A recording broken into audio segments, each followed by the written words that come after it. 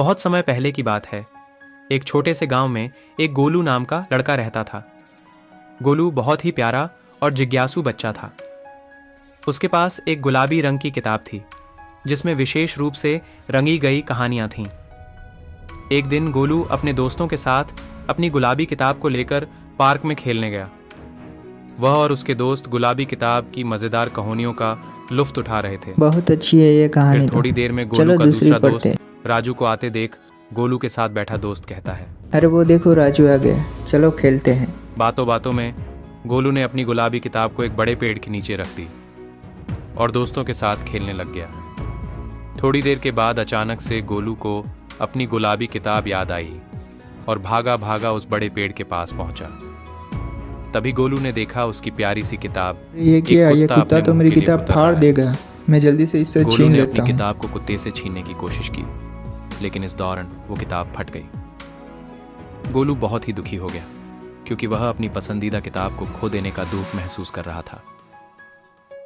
अगले दिन गोलू जब अपने स्कूल गया तब बहुत उदास बैठा था। तभी उसके शिक्षक उसके पास आए और पूछा, क्या बात है गोलू, क्यों ऐसे उदास बैठे हो?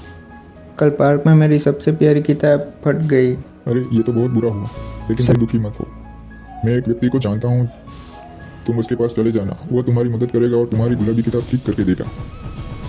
आज ही मुझे उस व्यक्ति का पता बताया, मैं स्कूल छूटते ही उसके पास चला जाऊंगा। स्कूल खत्म होते ही गोलू उस व्यक्ति के पास अपनी किताब लेकर पहुंचा। वह आदमी देखने में बहुत ही बड़ी उम्र के बुजुर्ग थे।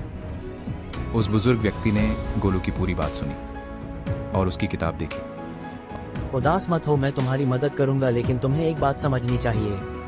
ये तुम्हारी जिम्मेदारी थी कि तुम अपनी किताब का ध्यान रखो। जब हम अपनी जिम्मेदारियों को ध्यान से नहीं निभाते हैं तो हमें नुकसान हो सकता है। और कहा। बुजुर्ग की बात सुनकर गोलू को अपनी गलती का आपकी एहसास बातों से मुझे बहुत अच्छी सीख मिली है।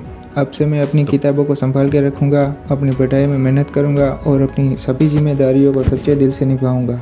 बच्चों, इस कहानी से हमें ये सीख मिलती है कि हमें अपनी जिम्मेदारियों का ध्यान से पालन करना चाहिए और हमें अपने कार्यों के लिए सच्ची मेहनत करनी चाहिए।